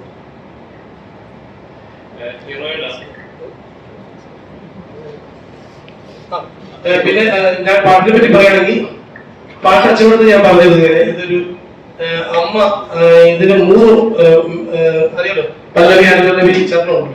അപ്പൊ അതിൽ പല്ലവി അനുപല്ലവി, ക്ലാര എന്ന് പറഞ്ഞ കഥാപാത്രം, അമ്മ എന്ന് പറഞ്ഞ കഥാപാത്രം പരിശുദ്ധ മാതാവിനോട് ഡെഡിക്കേറ്റ് ചെയ്ത് അമ്മ എന്ന് വിളിച്ചിട്ട് പാടുന്ന രീതിയിലായിരിക്കണം ആ പോർഷൻ അച്ഛൻ എഴുതേണ്ടത്. അത് അച്ഛന്റെ അതിന്റെ സിഗ്നേച്ചർ ആയിട്ട് തന്നെ പറഞ്ഞു.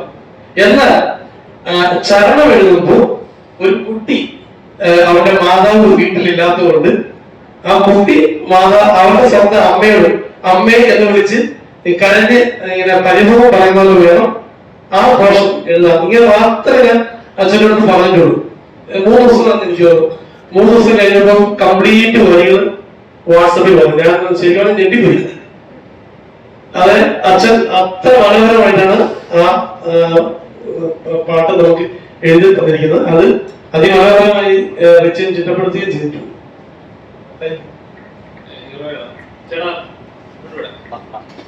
നമ്മൾ ചെയ്യുന്ന കഥാപാത്രം ഇപ്പൊ നല്ല ക്യാരക്ടർ റോൾ ഏതൊരാളുടെ ആഗ്രഹമായിരിക്കും നമ്മള് ലീഡ് റോൾ ചെയ്യണം, നമ്മുടെ ഫേസ് ത്രൂ ഔട്ട് ഉണ്ടായിരിക്കണം, ചെയ്യുന്ന കഥാപാത്രം പക്ഷേ നിൽക്കണം എന്നുള്ളത് ഏതൊരു ആക്ടറെ സംബന്ധിച്ചൊരു വലിയ ആഗ്രഹം തന്നെയാണ്. ഇപ്പൊ ചേട്ടനെ സംബന്ധിച്ച് 2ാമത് ലീഡ് ചെയ്തൊരു ചിത്രമാണ് അവസരങ്ങൾ. അതായത് ഇതിനുമുമ്പ് ചെയ്ത പടം നാഷണാലിറ്റി അത്രയും റെക്കഗ്നൈസ് ചെയ്തു.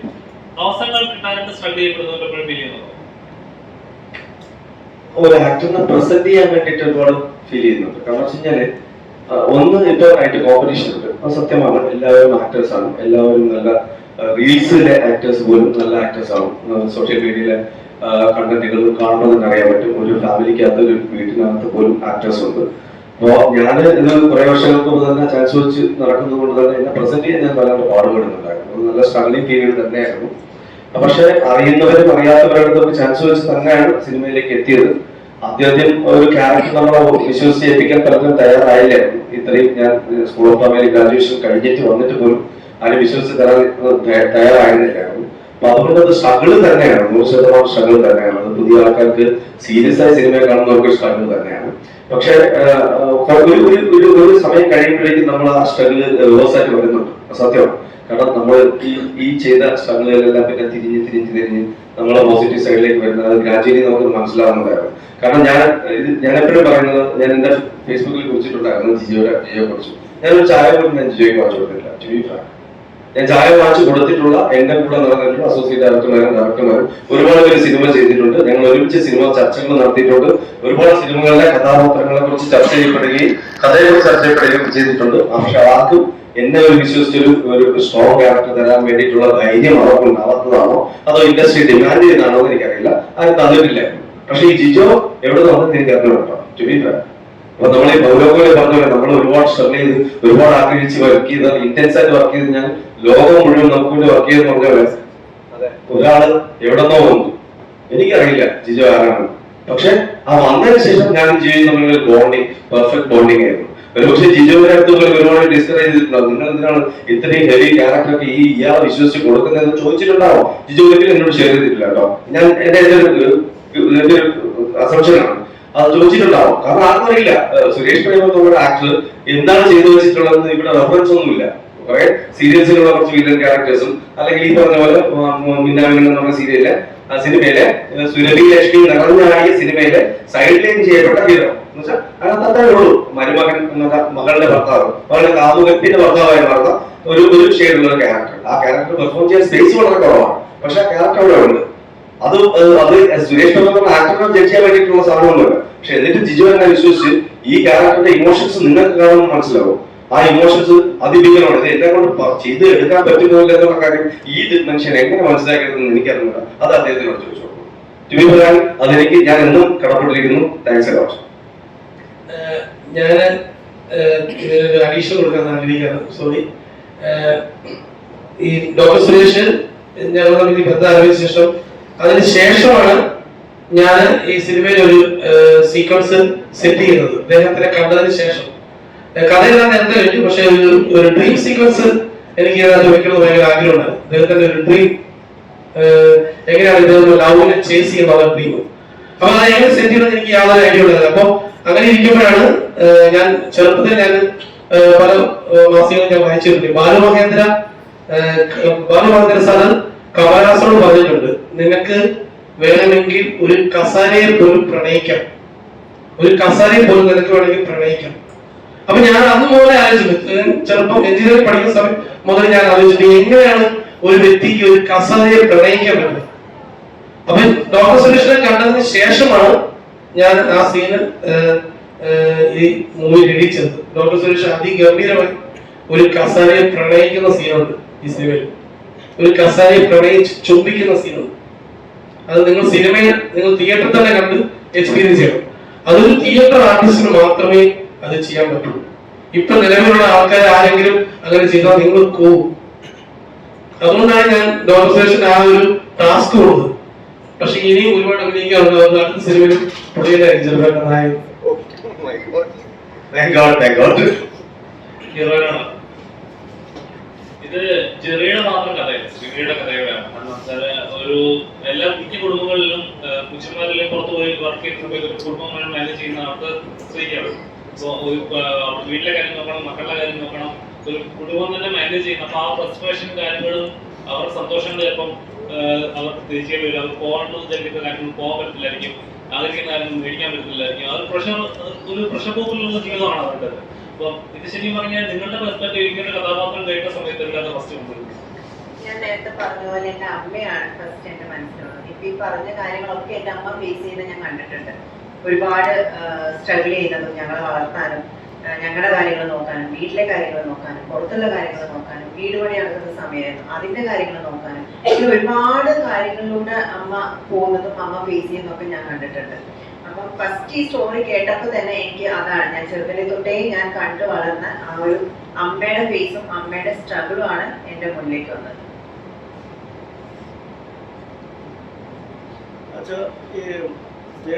മ്യൂസിക്കിലേക്ക് ചാൻസ് ഉണ്ടെന്ന് കൂടുതൽ എങ്ങനെ തോന്നിയത് റെക്കമെൻഡ് ചെയ്യാനായിട്ട്? അത് ജിജോയ്ക്കാണ് തോന്നിയത്.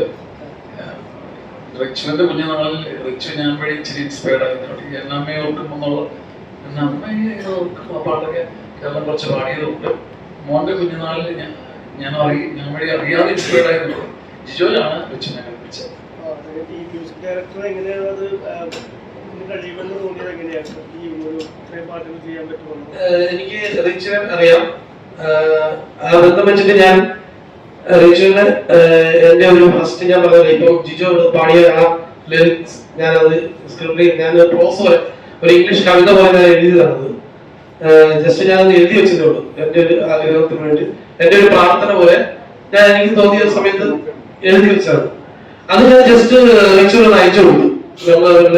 ബന്ധം വെച്ചിട്ട് ഞാൻ റിച്ചുവിന് അയച്ചു കൊടുത്തിട്ട് പറഞ്ഞു ഇതൊന്ന് മ്യൂസിക് ചെയ്ത് നോക്കുമോ എന്നുള്ളത്. അങ്ങനെ അത് അതിമനോഹരമായി ഇപ്പൊ ജിജോ പാടിയ പോലെ തന്നെ അത് നിങ്ങൾ വിത്ത് മ്യൂസിക് കേൾക്കുമ്പോൾ നിങ്ങൾക്ക് മനസ്സിലാവാം ഇന്റർനാഷണൽ സ്റ്റാൻഡേർഡിലുള്ള ഒരു ഇംഗ്ലീഷ് സോങ് ആയിട്ടാണ് അത് പരിണമിക്കുക. അപ്പൊ ഞാൻ പറഞ്ഞു ഇത് തന്നെ നമ്മുടെ ടൈറ്റിൽ സോങ്, ഇതിനകത്ത് ഒരു മാറ്റമില്ല. അങ്ങനെ നമ്മുടെ സിനിമ ഓപ്പൺ ചെയ്യുന്നത് ആ ഒരു പ്രയർ സോങ്ങോടുകൂടി തന്നെയാണ്. അങ്ങനെയാണ് റിച്ചുവിലേക്ക് റിച്ചു ഇത് മ്യൂസിക് മിക്സ് ചെയ്യാനും അല്ലെങ്കിൽ ഇതുപോലെ ഡയറക്റ്റ് ചെയ്യാനൊക്കെ എങ്ങനെയാണ് പഠിച്ചിട്ടുണ്ടോ അതോ അത് ഇൻസ്പയർ ചെയ്താണോ? പഠിച്ചിട്ടുണ്ടോ? പഠിച്ചിട്ടുണ്ടോന്ന് വെച്ചാൽ ഇൻസ്പിറേഷൻ ഉണ്ടായിട്ടുണ്ട്. പഠിച്ചത് കാര്യം പറയാം. ഞാൻ 4ാം ക്ലാസ്സിൽ പഠിക്കുമ്പോഴാണ് എൻ്റെ അങ്കിളിനെ കണ്ടാണ് ഇൻസ്പയർ ആണ്. അങ്കിൾ എന്ന് പറഞ്ഞാൽ എൻ്റെ മമ്മിയുടെ ബ്രദർ മരിച്ചുപോയി. പുള്ളി ഏഷ്യാനെറ്റിലെ എഞ്ചിനീയർ ആയിരുന്നു. പുള്ളിയാണ് എൻ്റെ ശരിക്കുള്ള ഇൻസ്പിറേഷൻ. കാരണം ബാക്കിയുള്ള പിള്ളേരൊക്കെ അവധിക്കാലത്ത് അങ്ങോട്ടേ പോയി കൂട്ടുകാരോട് കളിക്കാൻ നോക്കുമ്പോൾ ഞാൻ അങ്ങോട്ടേ പോകുന്നത് അങ്കിളുടെ സ്റ്റുഡിയോയിൽ വെയ്പോങ് കാണാനും BST ഫ്ലഗിൽ ലോഡ് ചെയ്യണം അതൊക്കെ കണ്ടോണ്ടിരിക്കും. എനിക്കൊന്നും അറിയത്തില്ലായിരുന്നു. അതൊക്കെ നിലത്തിരുന്ന് കണ്ടോണ്ടിരിക്കുക, അല്ലെങ്കിൽ കൂട്ടിരുന്ന് കണ്ടോണ്ടിരിക്കുക, അങ്കിള് വായിക്കും കണ്ടിട്ടിരിക്കുക. അപ്പൊ അങ്കിളിനെ പോലെ ആവണം എന്നുള്ള സംഭവമായിരുന്നു ചെറുപ്പം ഇഷ്ടപ്പെട്ടായിരുന്നു മെയിൻ സംഭവം. പക്ഷെ അങ്ങനെ അങ്കിളിനെ ഇതാക്കാൻ വേണ്ടി ഞാൻ എന്തെന്ന് വെച്ചാൽ അങ്കിളിനോട് പറയാതെ ഞാൻ നൈസായിട്ട് പാട്ട് പഠിച്ച് അങ്കിളൊന്ന് സർപ്രൈസ് ആയിട്ട് ചെയ്യാൻ വേണ്ടി അന്ന് തുടങ്ങുന്നത് വീട്ടിലെ ലാൻഡ് ഫോൺ ഓരോ കേസിലും ഓരോ നോട്ട് വായിക്കാൻ പറ്റുമായിരുന്നു. ഞാനപ്പോ അതിന്റെ അങ്ങനെ ഉണ്ടായിരുന്നു. ഞാനപ്പോ അതിനകത്ത് പാട്ട് വായിച്ച് റെക്കോർഡ് ചെയ്യും. കീബോർഡൊന്നും ഇല്ലല്ലോ. അപ്പൊ അതും തീരെ അത് വായിച്ച് റെക്കോർഡ് ചെയ്യും. പിന്നെ അങ്കിളിനെ ഫോൺ വിളിച്ചത്, വേറെ ഫോണിൽ വിളിച്ചിട്ട് ഞാൻ സാധനം കേൾപ്പിക്കട്ടെ എന്ന് പറഞ്ഞിട്ട് ഇത് വായിച്ച് കേൾപ്പിച്ചു. അങ്കിളത്തിന് പാട്ടൊക്കെ അതൊക്കെ അറിയുള്ളൂ. അതെല്ലാം വായിച്ച് കേൾപ്പിച്ചിട്ട് അന്ന് ഇത് എന്നെ സൗണ്ട് എവിടെ പ്ലേ ചെയ്യുന്നത് അന്ന് യൂട്യൂബും സാധനമൊന്നും ഇല്ല, ഉണ്ട്, എനിക്ക് ആക്സസ് ഇല്ല. അപ്പൊ അങ്കിള് നെറ്റിപ്പോയി. അപ്പൊ അങ്കിള് മമ്മിയോട് പറഞ്ഞു ഇവനെ സിസ്റ്റമാറ്റിക്കായിട്ട് പഠിപ്പിക്കാൻ വിടണം, ഇല്ലെങ്കിലേ ഇങ്ങനെ പോകുള്ളൂ, അങ്ങനെ പഠിപ്പിക്കാൻ വിടണം എന്ന് പറഞ്ഞു. അങ്ങനെ അങ്കിള് നിർബന്ധിച്ചിട്ടാണ് ഞാൻ പിയാനോ പഠിക്കാൻ തുടങ്ങി. പിയാനോ പഠിച്ച് ഞാൻ പിയാനോ ഡിഗ്രി ചെയ്തായിരുന്നു. 4ാം ക്ലാസ്സിൽ പഠിക്കുമ്പോഴാണ് ഗ്രേഡ് എക്സാം ചെയ്യുന്നത്. ലണ്ടൻ ട്രിനിറ്റിയുടെ ഗ്രേഡ് ചെയ്തു പിയാനോയില് മ്യൂസിക് തിയറിയിൽ. അത് കഴിഞ്ഞ് 5ാം ക്ലാസ് ആയപ്പോഴാണ് എൻ്റെ ആദ്യ കുർബാന സമയത്ത് ഞാൻ എക്സ്പെക്ട് ചെയ്തത് അങ്കിളൊരു കീബോർഡ് എന്തെങ്കിലും സാധനം ഗിഫ്റ്റ് ഇടുന്നൊക്കെ ഞാൻ എക്സ്പെക്ട് ചെയ്തത്. അപ്പോൾ അങ്ങനെ ആദ്യ കുർബാന ദിവസം ഞാൻ ഇങ്ങനെ അമ്മ വീട് തിരുവനന്തപുരത്താണ്, എൻ്റെ വീട് കോട്ടയത്താണ്. അപ്പോൾ തിരുവനന്തപുരത്ത് ഒരു വണ്ടി വന്ന് കോട്ടയത്ത് ഇറങ്ങി. വണ്ടി അത് ആൾക്കാർ ഇറങ്ങിയപ്പോൾ അങ്കിള് വന്നിട്ടില്ല. അങ്കിള് വന്ന് സിംഗപ്പൂർ പോയി, അങ്കിള് അവിടെ വന്നില്ലായിരുന്നു. അപ്പൊ എൻ്റെ മൊത്തം ഹോപ്പ് ഒന്ന് പോയി. അപ്പൊ ഓക്കെ ആദ്യ കുർബാനക്ക് ഗിഫ്റ്റ് ഒന്നും ഇനിയിപ്പോൾ കല്യാണം കഴിഞ്ഞായിരിക്കും അടുത്തത്, വേറെ ഗിഫ്റ്റ് ഇതുവരെയുള്ള ഓപ്പോസിറ്റ്. അങ്ങനെ ഇരുന്നപ്പോ എല്ലാ പരിപാടിയും എല്ലാം കഴിഞ്ഞ് പോകാൻ നേരത്തെ അങ്കിളുടെ വൈഫ് ആൻറ്റി എൻ്റെ അടുത്ത് അങ്കിളൊരു സാധനം തന്നു വെച്ചിട്ടുണ്ടായിരുന്നു, തരാൻ മറന്നു. ചെറിയൊരു എൻവലപ്പ് തുറന്നപ്പോ സ്റ്റുഡിയോ 1 എന്ന് പറഞ്ഞ മ്യൂസിക് പ്രൊഡക്ഷൻ സോഫ്റ്റ്വെയറിന്റെ ഒഫീഷ്യൽ CD ആയിരുന്നു. അതാണ് എനിക്ക് അങ്കിൾ അങ്ങനെ തന്നത്. അപ്പൊ തന്നെ അത് ഭയങ്കര ഫോട്ടോ എല്ലാം വരി ലാപ്ടോപ്പ് എടുത്ത് ഇൻസ്റ്റാൾ ചെയ്ത് അപ്പൊ തന്നെ പാട്ടുണ്ടാക്കുന്ന സാധനമാണ്. അങ്കിൾ അന്ന് ഉപയോഗിച്ചുകൊണ്ടിരുന്ന സോഫ്റ്റ്വെയർ ആയിരുന്നു അത്. അപ്പൊ അങ്കിൾ എനിക്കത് ബൈ ചെയ്ത് എനിക്കത് എൻ്റെ CD തന്നു. അപ്പൊ അങ്ങനെ തുടങ്ങുന്നത്. ഇപ്പോഴും ആ സെയിം സോഫ്റ്റ്വെയർ യൂസ് ചെയ്ത് ഞാൻ പിന്നെ അപ്ഗ്രേഡ് ചെയ്ത് പുതിയ വേർഷനിലായി. അപ്പൊ അതാണ് ശരിക്കും മ്യൂസിക്കിലോട്ടുള്ള ഇത്. പക്ഷെ ഞാൻ പിന്നെ ആ സോഫ്റ്റ്വെയറിൽ തന്നെ ഞാൻ പള്ളിയില് ഒരു പെരുന്നാൾ സമയത്ത് തോന്നുന്ന എന്ന് പറഞ്ഞ പാട്ടില്ല, കരോക്കെ ഒന്നും ഇല്ലായിരുന്നു. അപ്പൊ ഞാൻ പറയും ഞാൻ കരോക്കെ ഉണ്ടാക്കി തരാം എന്ന് പറഞ്ഞാൽ പള്ളി അന്ന് അന്ന് 4ാം ക്ലാസ് 5ന്റെ 6ന്റെ ആ സമയത്ത് ഞാൻ കരോക്കെ ഉണ്ടാക്കി തരാമെന്ന് പറഞ്ഞാൽ ഏക്കുകയും ചെയ്ത്. എനിക്ക് ഇതിനെപ്പറ്റി വലിയ ഐഡിയ ഇല്ല. അപ്പൊ എനിക്ക് മിഡി കീബോർഡ് ഇല്ല റെക്കോർഡ് ചെയ്യാൻ. അപ്പൊ ക്വൽറ്റി എന്ന് പറഞ്ഞൊരു സിസ്റ്റം ഉണ്ട്, നമുക്ക് ലാപ്ടോപ്പിന്റെ കീസിൽ വായിച്ചിട്ട് റെക്കോർഡ് ചെയ്യാം.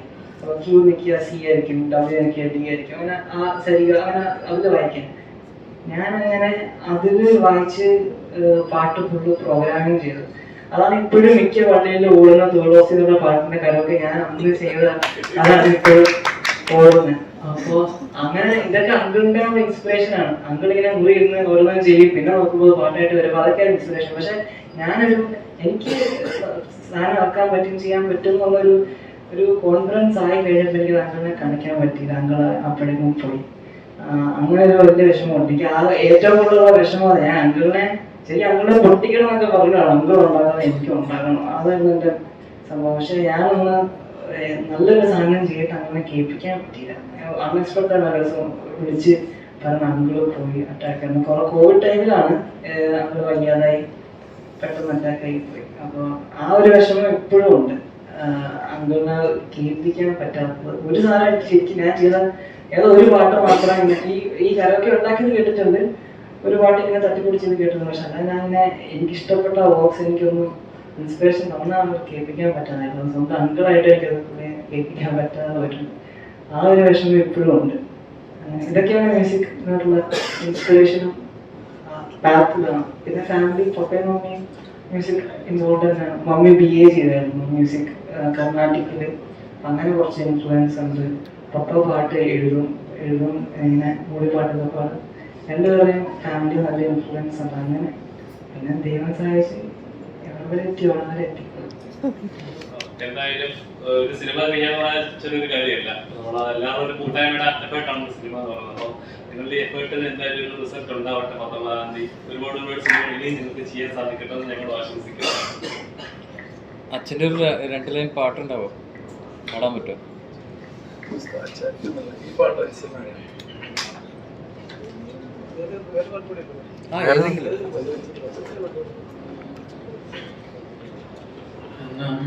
ഏതെങ്കിലും മാതാവേ നിന്നെ ഞാൻ ഓർക്കുന്നു മിഴിനീരോടെ,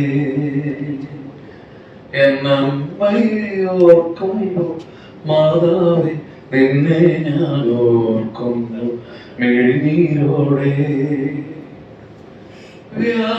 വ്യാകുലമാതാവേ നിന്നെ ഞാൻ കണ്ടത് ആദ്യമാക്കളില, പ്രാർത്ഥന ഒഴുകുന്ന മിഴിനീരില. വോയിസ് ശുശ്രൂഷയുടെ പുസ്തകാചാരി.